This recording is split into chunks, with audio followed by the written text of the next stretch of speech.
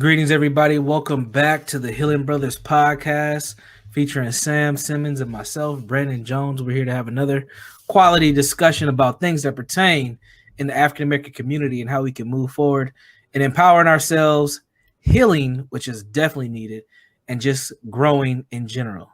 Sam, anything you would like to share as we open? Thank folks for tuning in uh, to this this new effort to uh, talk and discuss different things that are going on in the community, and even things that I think that probably folks don't necessarily think about fully, or they thought about them but didn't know how to put them in the correct words. So hopefully we can. At least that's my goal in this is to do them moments. Ooh, that makes sense, kind of thing, in a real culturally specific, trauma informed way. The boogeyman word, trauma informed. Aren't Yeah. we all trauma informed, Sam? Isn't trauma informed just something that we all just do and know?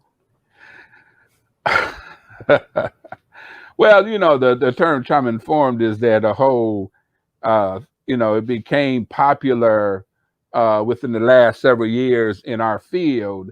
And, you know, which basically says when you're working with clients, you should almost assume that they've had experienced some kind of trauma along the way, and you should be aware of that, right?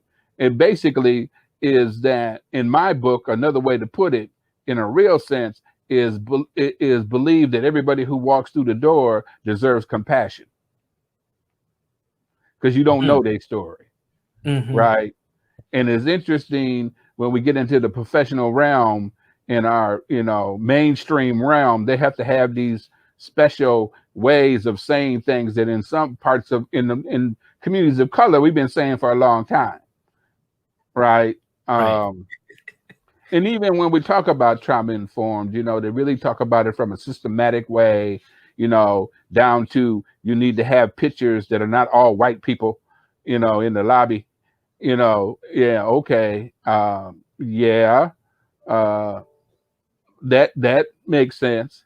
But the other thing is, I think what even makes even more sense is recognizing that people of color and specifically Black folks, keeping in mind the experience that either they have grown up with, have been exposed to, and that you don't want to add to that experience. Like when they come in for pain, you give them aspirin and shoo them away, and or I heard a situation around COVID. The person came in, wanted to get a COVID test, barely got the COVID test, and sent home and died from COVID, right? And I've heard several of those stories, unfortunately, when it comes to us. And then folks want to wonder why Black folks don't trust the medical system, which is a catch-22. Because if you don't trust the medical system, especially, and then you don't go get checked until it's last minute, the whole thing about cancer. Remember the whole thing about cancer, man? If you're scared about you got cancer, you don't. Oh man, if I go to the hospital, they're gonna find it, and then I'm Right. gonna die. No, you've been having problems for a while, but by the time you get there, so it ends up being self-fulfilling prophecy in a lot of ways. I've seen it happen in my own family. My uncle had a stomach ache for about 5 years. By the time he did go to the doctor, it was so far gone that there wasn't nothing they could do for him, right?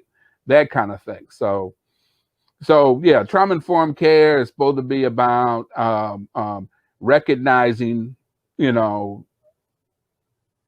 that people have their stories, and those stories affect how they see things. Because I always said, trauma affects how we see things, how we hear things, and how we relate to things. And so again, I narrow it down to believing that no matter if I understand you, even if I'm not sure, or if I might not uh, uh, feel like I care about you right away, that everybody, if I'm working with people, everybody deserves compassion. Everybody deserves compassion. And I think if we could think about it that way, that everybody who we come encounter deserves compassion, um, will go a long ways in terms of that, uh, um, trauma informed care.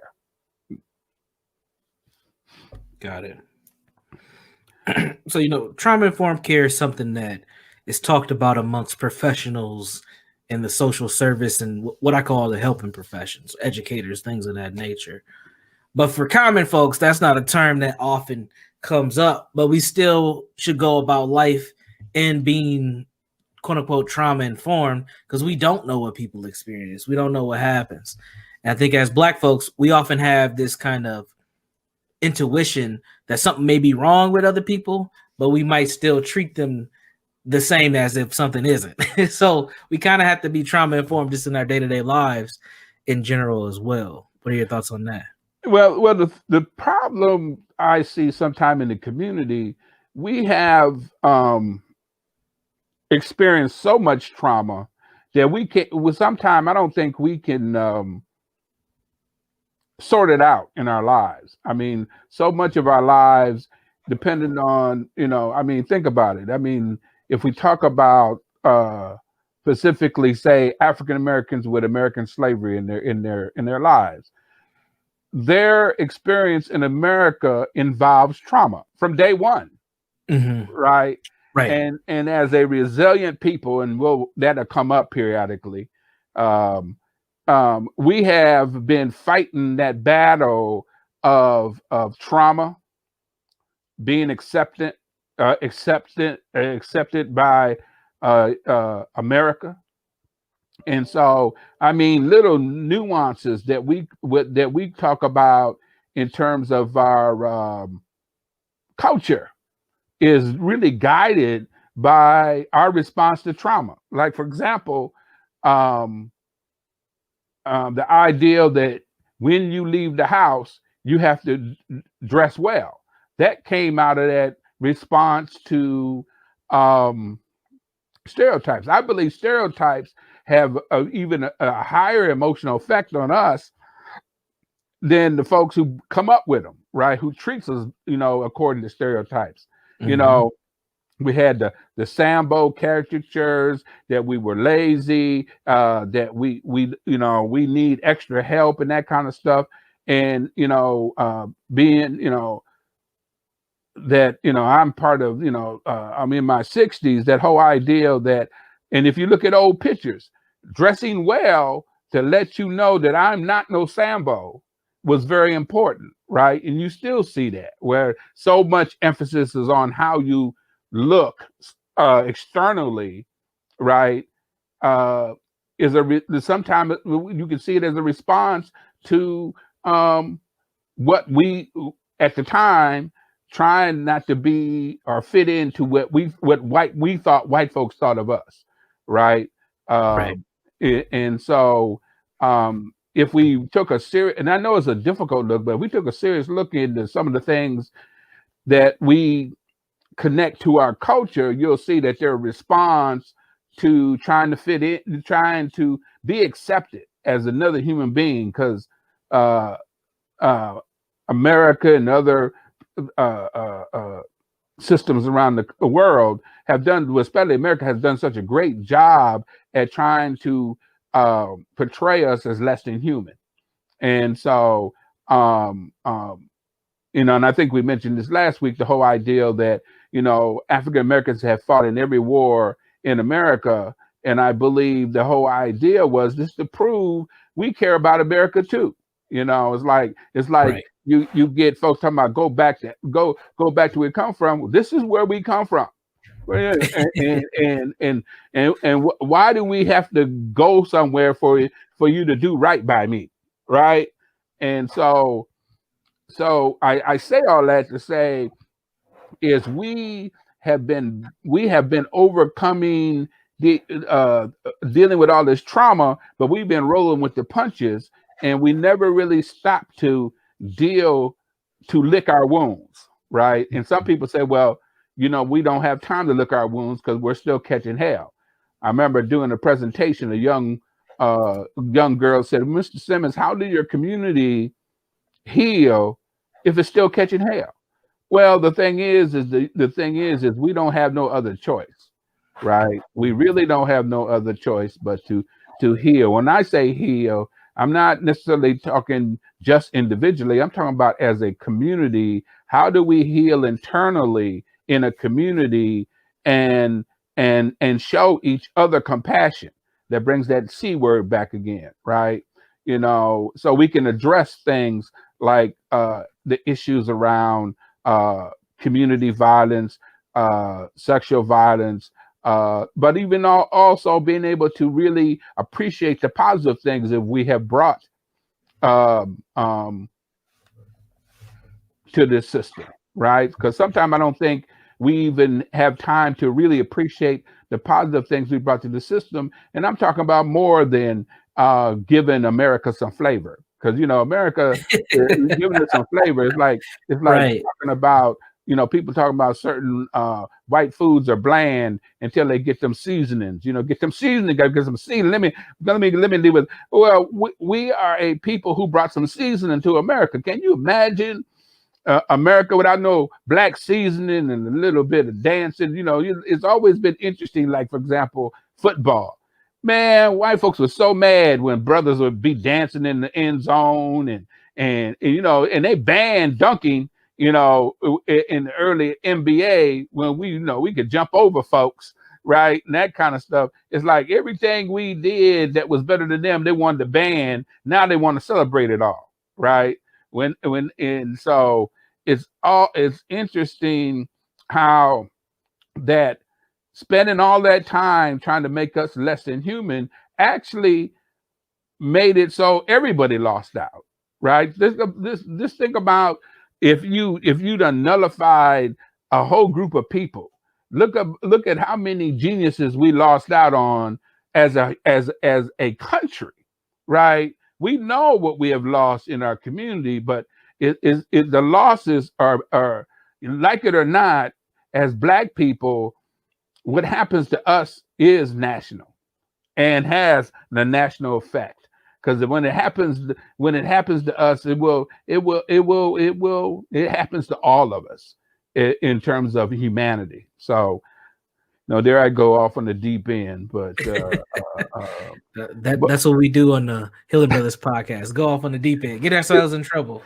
hey, but again, my thoughts is, how do we as a people address what's going on between us and the community, and not give up our work against systems, our work against change.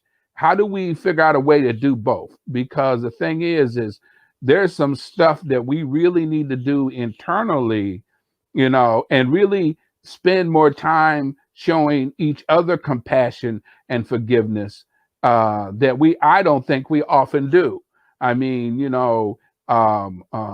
when we do, sometimes we have a tendency to be more all or nothing and more punishing than even what we say about the systems, right? It's like looking at some of the violence perpetrated by some of our young people, and not wanting to deal with the fact that how did they get that way, right? We always want to tell white folks we ain't born violent, and I believe that's true. We're not born violent, right? Or parts Right. of our community is not born violent. How do we bite the bullet and get to, how do we get here? And yeah, we can talk about poverty, and we can talk about a lot of different things the systems have done, and that's part of it. But it's a lot of it is our responses to those situations in the systems, right? We did a round robin the last week, but that whole thing around my whole belief around the that crack era, right? And it is an era, and we're not finished with that era, right? Because again, as a community, we've been resilient, and when I think about resilient, we're still here. We are still. They haven't knocked us all the way down, even though it's been hard. But one of the things I realized about resilience is resilience doesn't always include love. Right. And it don't always include compassion. You know, I grew up in a family that believed in tough love to the toughest nth degree, right? And especially when it comes to boys, right? You know, we ain't got time to cry, and you know what you crying for, boy? What's wrong with you, and that kind of stuff. And that all of that came with that resiliency, and we don't have an honest conversation about that. But when I look at young people today, um, they are the grandchildren, and in some cases, great grandchildren of the children who struggled through the crack era, right? When there was no compassion. Systems didn't show us no compassion. Um, we what you know, you got 10, 12-year-old children struggling to hold families together, right? Um, um, Scared all the time. You had a whole generation scared all the time. Who could you trust? In some communities, who could you trust? Yeah. And I'm supposed to roll with that. Then you want to be surprised when I get to a point where I'm numb to other people's feelings and that kind of thing, right? And so you got the emotion of fear connected with anger, and no other connection to all the other feelings. Even the issue of deserving love. What does love mean, right? Is love codependency? What does it mean to love yourself in a community that says the collective is more important than the individual? You know, how do I work through all of that when I say to hell with this, I'm gonna take care of myself, and people punish you for that in your own family. So Yeah. um, there's some real things that we internally need to deal with, and that means that one of the things in terms of healing as a community is dealing with honesty. I mean, honesty is a mug, and when I say honesty, we're talking about downright cold, get ugly kind of honesty that is really hard to deal with. Uh, uh, because as a people, when you are a people who's looked at in a negative light, the last thing you want to deal with is something negative. But I've learned that hardcore honesty about family and about how I felt and about the treatment of my family, right? We want to sometime people call it making excuses, because I believe there's a fine line between excuse and understanding. Is that when we talk about corporal punishment of our children, right? There's some real conversations that need to have about that, right? Um, and part of it is doing a full understanding of where it comes from. I mean, especially some of the corporal punishment that you used to see with boys, right? A lot of that corporal punishment ended up being out of the fear of their lives, right? And then stifling that I'm not scared of anything, right? But I'm scared for you, right? Beat that hard headedness out of you, and when people say, well, I was beaten, I turned out just fine. And the last dude who told me that, I said, ask your family, right? Well, I'm divorced. Oh, really? And I'm not saying that. The thing is this, what is the bigger picture? Yeah, you survived it, Mhm. right? But wouldn't it have been nice? And again, I when it comes down to spanking and all this other kind of stuff, it gets nuanced. Right. And the other piece is when you are a people who are being beat down on a regular basis, who is not given the chance to have a real conversation with your child, right? And you scared for your child's life, right? You don't always feel like you have the time to sit down with your child and say, look, baby, this is why you can't do this, blah, blah, blah, blah, and that kind of stuff. Because systems have never gave us second chances. Mm. So I understand that piece. When you are not given a second chance by systems and like what I was talking about, boys, being afraid in some towns. I was raised in a small town on the Mississippi River called Rock Island, and people talk about sundown towns. Now, some people wouldn't have never called a sundown town, but when you if the and people say, well, you had to be in the house because of the street lights. That wasn't just because of nothing. In black communities, that was also for safety, right? Because you get stopped by the police minding your own business, and they'll treat you like, what are you doing out here this time of night? Like, well, I got to get permission from you. And so you got this child who's feeling himself, and he says, I ain't scared of white people, but I am. And I remember people would say, I'd rather beat you down than let them kill you. Think about that understanding of guidance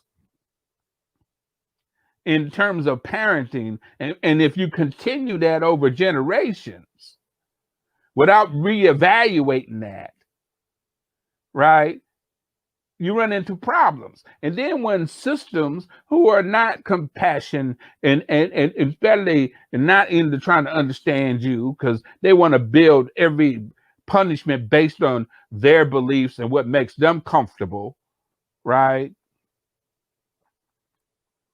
That we run up against these, not just the roadblock of being black in America, but just the roadblock of trying to survive the trauma, trying to live up to this artificial ideal of what it means to be an American in America as a black individual. And you have this child, and again, your way of surviving is, I'd rather beat you than to let them kill you. So you bring up survival, right? And you tell this story all the time about being in group and talking to these young men about resiliency. And the young man who gives you his description of resiliency. Can you tell that story? And then I'm gonna follow up with a question about survival stress management. Yeah, well, as I told this story, is that in the men's group I do, and actually not just the men's group, my young pregnant moms groups, groups, and we're talking about people probably on average between 20 and maybe 30, 31, 32 years old. And so we talk about trauma. We talk about trauma. And one young man comes to the group, and he tells me the story about his grandmother. His grandmother questioned where was he going every Tuesday at 6:00. And he tell, because that was unusual to her. It's like this cat's getting up every day, every Tuesday, and going to group. It's like, what's up with that, right? And she said, baby, where you be going at 6:00 on Tuesdays? And he tell her, I'm going to Mr. Sam's group, right? That's how he know it. You know how we are, associate a group with the person. And she says, well, what do you do in that Mr. Sam's group? Well, we talk about things like relationships, and we talk about trauma. And she said, y'all talk about trauma? She said, why would he talk about trauma being so negative? And she said, tell him that we're resilient people and quit being so negative. So he come back and he tell me, and I let him know, well, tell your grandmother thank you. But what do you think resiliency is? And his response was, We're still here. In other words, they ain't killed us off yet. And he wasn't the only one in the room who the rest of them said, yeah, man, Mr. Simmons, what do you think of that? You know, because they were all proud of themselves because they had an answer, right? And in that moment, I learned a lot in that moment because when I connected the dots, that was how they were living their life in that moment. We're still here. And that, I think that's one of the essence of this concept of survival stress management is adapting in the moment to what is going on and just trying to feel good, but not really seeing what the consequence of the action may be. And what happens is it limits our ability to see what's our vision for the future, or can there be something better? Can you talk a little bit more about what survival stress management is? Well, the thing again, you just pretty much describe it, but it's really about not being afraid of consequences, at least not conscious of consequences in the moment, right? It's about what feels good in the moment. It's about it's like, for example, if you use sex uh, sex as stress management, right? And that's including if you had all the sex education classes in the world and you know about pregnancy, you know about condoms and all these things in terms of that, because I've dealt with social workers. I can't understand how they gonna have all these babies, who they think gonna take care of them, and it's like all this judgmental talk without getting to the root of what's going on, right? And so if you use sex for stress management, in the moment, I'm not thinking about no pregnancy.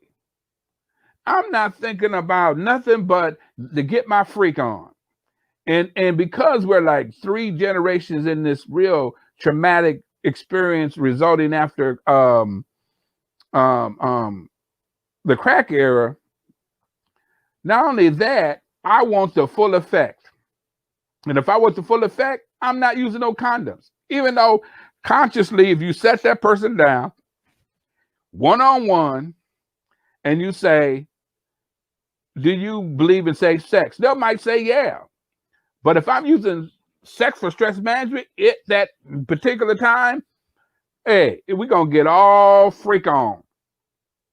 Now, the problem is after the fact, when the pregnancy comes, we get diagnosed with some kind of a disease or whatever, we want to act all sheepish, right? How did that happen? What do you mean, how did that happen? What do you mean, did you use condom? No. Or I love it when the guy said, well, she said she was on the pill. Why is it you give up your responsibility for your sexuality, or you're giving up on who you are to her? Mm. Right. Where are you responsible? Right. So you're gonna pass that responsibility on her, and when guys do that in the group, I shut that down right away. Right? I have a theory on why that happens. We'll get to that in a moment. Well, I mean, it's like because they'll go all yeah.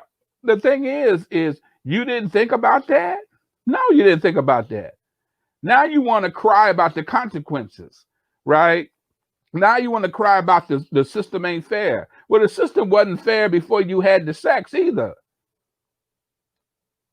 And so now you got situations where you got 3-4 kids and everybody wants child support, and you talking about how am I supposed to work a legal job? And then you want me to feel some kind of way about that. And so the thing is understanding that. Same thing when we talk about, because there's all these disparities, absolutely, in our systems, but some of those disparities get fed by this survival stress management. If I use food, and in our community, historically, we have used food and alcohol at the highest level to party, right? Feel good. Yeah.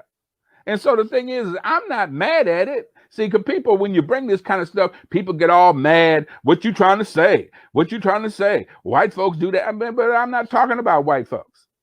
I I say don't that give all a the damn time. about white folks in this conversation right now. But you have to. We're addicted to white people. We can't Hey, focus I on do ourselves not. without. Anytime you add white folks to this kind of conversation, the conversation goes haywire. What white folks doing? They got their own issues. They're walking around in delusional ideals like the people in power give a damn about them. What you talking about? I have a different conversation with them. We gotta have a conversation because the thing is, if you use food for stress management, you do not want no salad. You want the chocolate cake. You want that pasta. You want Yeah. that Alfredo, that mac and cheese. Hey, matter of fact, and then if it gets a really bad day, right, and you're lonely, you get the chocolate cake, half of it, go in your bedroom and watch some god awful reality show where you see more trauma, Man. right? And make it so bad, I got clients who act out that crazy trauma stuff off of them reality shows and think that's okay. That's what love looks like in 2021. What was that? That's what love looks like in 2021. Hey man, shoot. You talking about 2021, man. We still got a few days of 2020. You see the new commercial on the match commercial with the devil? No. Oh yeah, man. It's wild. Got the Match.com. devil and he done been matched with 2020. Oh, it had me rolling. You know. Man. Was it Match.com? Yes. I had to look that up. No, I haven't seen that, but I can only imagine. You know, I mean, I don't want to get too off, but dating has been really hard. I've heard from a lot of people dating has been hard during 2020 just due to COVID, and people are really struggling with their dating lives due to how the pandemic has panned out so far. So I'm not surprised that they're coming out with man, COVID has been hard on marriages and in engagements and all kind of stuff, right? You know, we think we know our significant other before COVID. If you stuck in the shutdown, you're gonna learn how much you did know or not know, you know, in terms of your partner, you know. So yeah, COVID opened up a can of worms. COVID opened a can of worms for all kind of delusional stuff we've been walking around with here in America, right? And anything that was already there that's got exacerbated or increased than it was before, the stuff that was already there. But back to the survival stress management, I think the reason I'm glad you brought this up is I think this is a very serious ass problem. Right? Absolutely, because if you think about parts of the community, and again, you know, there's gonna be somebody. What about white? No. I'm not talking to them because yeah, they addicted to do white sick ass stuff. That's true. But the issue is, like I gave the example of if you use sex for stress management, you're gonna have more kids than you can handle. If you use food for stress management, you're more less likely to want you to eat salads and that kind of stuff. If you use alcohol for stress management, all these kind of stuff, fast money for stress management, what feels good in the moment. Because the thing is the reason I bring this stuff up is like when I'm dealing with workers and they talk about, well, what about the woman who took her rent money and bought her a new red dress and went out? Well, shoot, girlfriend's like, shoot, I ain't done nothing for fun. I'm dealing with these kids. And well, I didn't have them kids. But man, all of that might be true. If you want to get to the core of what's going on with folks, you got to leave all that judgment stuff on the side. Nobody says we don't want to hold people accountable and all this other kind of stuff, because I ran into that. I believe in accountability. I believe in what we call compassionate accountability. And that probably will be a whole show by itself. But the issue is in that moment, girlfriend got her little red dress, got it on sale, went out and partied with her girlfriends, and then on Sunday, probably cried all afternoon wondering how she gonna pay her rent.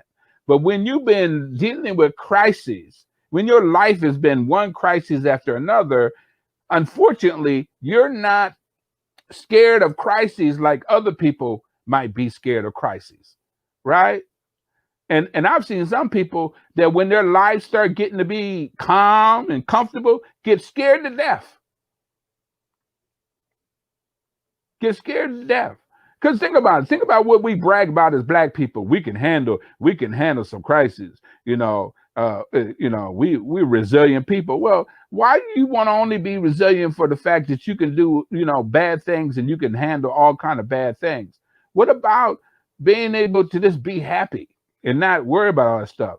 You see it again when we talk about survival stress man, how part of our community uses money, right?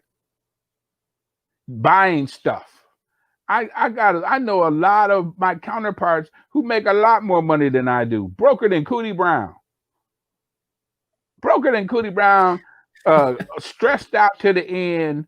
Yeah, they got a 99-foot TV and they got more house than they need and all this other things. And it's like, what are you doing?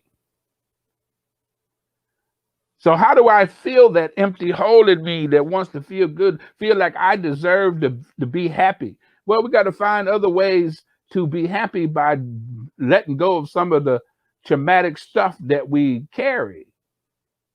So how do we get people to deal with consequences on the front side? The other problem with survival stress management, what people don't want to talk about, you do know that over the top excitement is part of survival stress management. What I mean by that, shooting at people, killing folks, right, being violent in the moment feels good. And I've dealt with cats who've been in gangs and stuff. And then when later on they get really drunk and get really high to deal with those whatever left of those emotions that haven't been killed off by their own traumatic experiences. Right. Being able to tell the story about how you done hit somebody up in the head. You done walked up on a bus stop and hit somebody and this hit somebody who wasn't looking. That's the thing about this whole survival kind of stress management. When your enjoyment is at the cost of everybody else. And then when people come down on you, you want to talk about what ain't fair. Well, the system ain't never fair. And we don't get to choose the punishment we're going to get. We know statistically our punishment is going to be greater than a white individual. We know that. We'll articulate that on a good day. But that has an effect that in some parts of our community, that doesn't change behavior. It's like I deal with systems and judges and all them other kind of stuff. And they're slowly, some of them are figuring this out. Giving people more time who used to doing time don't change their behavior. It's just a break. It's a little vacation. Well, the thing is, if you're used to suffering, you know how to suffer more than you know how to be happy. Right. That ain't changing your behavior. I call that emotional masturbation. When you get full of yourself, well, we're tough on crime, and we're going to give you an extra 5 years for a gun. When you ain't taking in consideration, you have a whole community of young people who are scared to be without a gun, who don't intend to use the gun. The problem is, if you got a gun, you're going to use it. Right. Especially when you don't have no training and you have the gun for the wrong reasons. Now you bring up this gun thing, and I've had this idea that I've been throwing out there, counter culture and thought process. But if we actually had a gun training program that taught these young black boys, because it's mostly young males, how to actually respect their weapon, take care of their weapon, understand their weapon, we might not have as many deaths, or they actually might shoot at the people and actually make the targets better and not shoot random innocent folks. But we might actually have a better outcome when it comes to the gun violence, because it's a different type of approach to the gun. Now that's a very out there outlier type of thought process, but it's just like the military. There's black gun right groups who actually talk about that, right? Who actually talk about that. But now you're talking about people who are not necessarily living their lives from a survival stress management point, right? Now you have to plan some shit, right? That's the difference, right? Once you start thinking about stuff, right? Because in my group, the only thing I'm doing is getting them to not just react, because that's what we're really talking about, reacting to the moment and then feeling sorry later. We want folks to think about feeling sorry beforehand, right? Mm-hmm. And understanding that they're not crazy. There's bad things happening to them, and they're responding to bad things. Mm-hmm. And the problem is not only the bad things are happening to them in terms of the system, but a lot of the major close to home bad things are happening to them within their homes and within their communities. Right.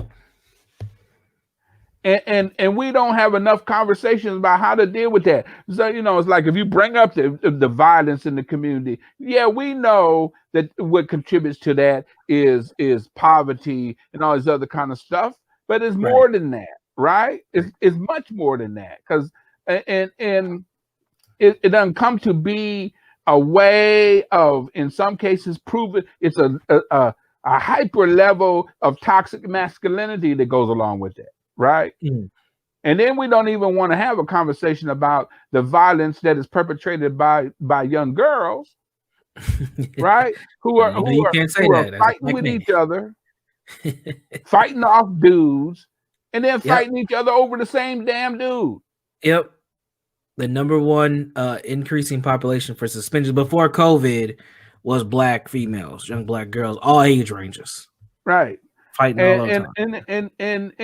And they have a right to be angry, because see, so long is their anger was ignored because they based their anger on white women anger, right? Which is ignored anyway, right? Because but black women have had reason to be angry for all kind of years, right? Mm-hmm. It's like, I got your back, brother, and then at the same time, when you feeling all emotional, I'm supposed to take your ass whooping too. Right. Yeah. Or try to protect you when you ain't protected me, and then want to get your little feelings hurt when I turn around and say I don't need you. Oh, wow. That's the worst thing you can say to a black man. That's the worst thing you can say to a man in general. But if you tell a black man you don't need him, now all of a sudden you get called out all your name out there. But the thing is, and then you have the other side to this, because I know a lot of good black men who talk about, man, I try to be nice, and what am I supposed to do? Girlfriend done been in so many relationships fighting. She wants to fight. I ain't got time to be fighting. Right. So everybody's scared, trying and still want to be in relationship, right? Yep. Still want to be in relationship, right? But now you don't trust black men, and black men don't trust no women, because they think all of them are out to get them, even the ones who ain't got nothing to get, right? It's like, what is up with you, right? Right. And you got this drama. And see, when we talk about all of this trauma stuff was stuff that's happened to us, and this is the result of what happened to us. Yeah, right? We picked it up and just kept it moving, and generation after generation. Yeah, and this is the stuff. So this is the result of what has happened to us. So it ain't our fault, but it's our responsibility to deal with the trauma and get honest about how being traumatized over 400 years, how does it show up? How does it affect our relationships? How does it affect our families? Mm-hmm. right? And the losers, unfortunately, is the children. Exactly. It's the Exactly. children. And the ironic part is black people love their children. Hmm. If you, I know that doing my men's group, if I say, well, I don't want to hear nothing else. Let's talk about your children. Their whole demeanor change. Now, that don't mean Hmm. that they're good fathers, that they're good mothers, or any of those kind of stuff, because they might not have all the skills. But Yeah. they see, if you talk about their children and you equate the kind of trauma experiences that they might have experienced, that might be showing up in their children, they'll hear you Yeah. because we care about our children. Right. The problem is if we don't shed some of that childhood trauma, Trauma. that that we've been convinced that some of it is the culture, There it is. There it is. it's hard, right? Exactly. Exactly. And then not knowing how to have relationship before having over the top intoxicating sex, Hmm. right? Hmm. Don't know how to be. I remember I was talking to a bunch of men. Have you ever been a friend with a woman? I can't be, maybe an ugly one. It's like, and then ironically, the youngest dude in the group, 20 years old, he said, "Man, my girl is my best friend, and we ain't together." Mm. He said, "I learned." He said, "I grew up in a family that was so toxic it was ridiculous. All the men and everybody in the family." He says, "And I'm not the best dude Yeah. in the world because that's why girlfriend ain't with me." Right. And probably was the best thing for her not to be with me because I didn't know how to be in a relationship. But she's Right. my friend. And the reason I think it's important for her to be my friend is for my children. Right. And you got to hear the rest of the older dudes just freak out because the young dude, he sometimes be talking real reckless in the Yeah. group, but he got real on them. And Yeah.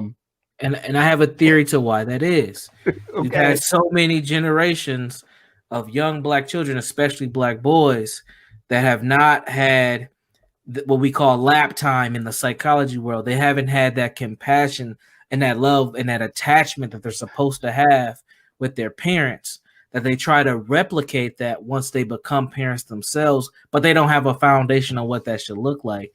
So they understand that emotion, but they might not understand how it functions. So they may do things like not be with the person instead of trying to figure out the best way to be with them because it feels better and they know that they can still have a relationship with their child.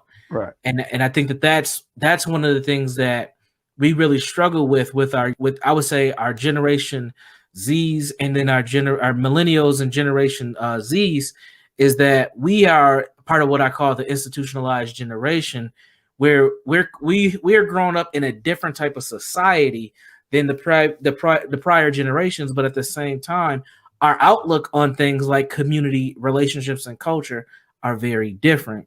And since Generation X, that transition of being assimilated into schools and all this other stuff that has gone on in the 70s and 80s, we really have a disconnect from what our community could and should actually look like because we're actually recreating generations every generation. Like there's not the only thing that's, and this is my bias, but the one of the things I see is the only thing being passed down is trauma. And there's not a lot of lessons, or it's just what we call survival stress management. That's what's being passed down as the culture from one generation to the next. So each generation is like starting completely over from the previous, and we're not building upon anything but the pain.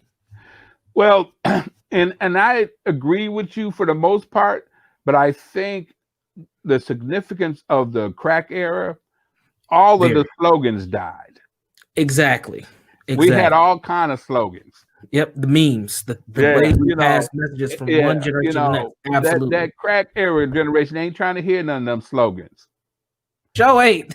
They ain't trying to hear none of that old school stuff, that I grew up with, they ain't trying to hear that because they were struggling for their lives as children. let's keep it. I mean, the thing is my generation was a lot of us wasn't there for them babies. Some of us was the problem, right? That's And true. and the thing is, it's not about good or bad, and it's not about making nobody feel bad. It's about let's deal with it real. We were all catching hell during that time. You had brothers coming back from Vietnam. There was no investment in the cities. We were being under attack by the police departments. We Yep. were being attacked by the government with our three strikes and you're out. All that kind of stuff, right? Jobs were And then being you sent overseas through globalization. Yep. right, All that. and Yep. then you so excuse me, and then you end up with all this crack in the neighborhood, which really had such a devastating effect on not just the men but the women, which in turn had an effect on the kids. And then out of that we came up what we call the rape culture, where because men just didn't want to have no respect for women whatsoever after that, right? And so we get the rape culture, and we end up with high in terms of the more strip joints and all these other kind of stuff. And again, I don't care one way or the other about that, but what I'm saying is when you can't have a sexual relationship with somebody because you love them, and it's got to, because I remember this woman told me, she says, I can always tell if a dude watch a lot of pornography because he gonna want me to do all kind of flips and gymnastics, the impossible gymnastics, because he done seen this on. And so when love went outside of sexuality, because at least with sexuality, that was one time you could say show caring and feel close. Now that it has to be a performance art, and then on top of that, out of that you end up with children, and then you get this whole thing about, like at least with the young men. The problem is they without having sex with this survival stress management, you end up with this pregnancy that you didn't plan for, right? Because I got guys who don't believe you can have all the sex you want responsibly and not have kids. Now you got to plan for stuff like that, right? You got to be willing to walk away from some sex, right? So the thing is now you got this child, and then what happens, especially with a lot of my young men, the girl finally convinces him as his child, because initially a lot of them were like, man, because you know how the brothers be talking, I heard you was with Pookie and them, that ain't my baby. And then, then they convince them it's their baby. So first of all, you insult the girl, right? But unfortunately, there's a whole bunch of other stuff going along with that. You're convinced that it's your child. Now all of a sudden you want to take over. Now all of a sudden you want to be in a relationship, right? You want to make a family because you ain't never had one. Because at 6 years old, you decided you was going to be different than your daddy, if that's the case. And we're even talking about men who were raised with their fathers, who didn't have an emotional connection with their fathers, have the same result. So let's keep it real, because there's a lot of us who were raised with our daddies and didn't have no emotional connection, end up with some of the same responses as brothers who weren't raised with their daddies. Okay? And then all of a sudden you want to put all this pressure on girlfriend. And now y'all trying to have a relationship on the back of the children. Man. No child supposed to be brought in this world to hold together no relationship. Or, and then unfortunately with some of the young ladies I work with, every major relationship they got a child from it. And then you want to wonder why she's bitter. Don't want to be alone, but how do I trust anybody because I can't trust my own emotions? Because I haven't learned how to define what a real healthy relationship. A healthy relationship, it happens when you work on being healthy yourself. Right. But it's hard to do that when you done seen relationships through the lens of trauma, right? Right. The stories that my guys tell about the trauma they grew up with in terms of the relationships they seen. I said, tell me about the good ones in your family, right? But we got about, what do we have? About 3 minutes. Yeah, you don't want to give them too much. Any final words on survival stress management? Why this Well, is an idea? Yeah, go ahead. the big piece is how do we help people think about things on the front side so they don't have to keep suffering on the backside. See, the bad thing about survival stress management, you are using it to feel good, but end up making things worse, right? So, as you kind of mentioned, as a people, we know how to start over because if we look at the different decades and the different blows as Black people that we've taken, we know how to start over. How do we sustain relationships? How do we come out this on the positive side and be okay with being and learning how to be happy, quietly happy, not noisily happy, but quietly happy. That was a tough one for me. What do you mean quietly happy? I can't have my Ferragamo outfit on and my Givenchy shirt. I can't be happy with all my jewels on, my Happy Richard without Mille chaos, right? Boring happy. Where you just come home and all you in this and then this be okay with your meal and this kind of hanging out with your family.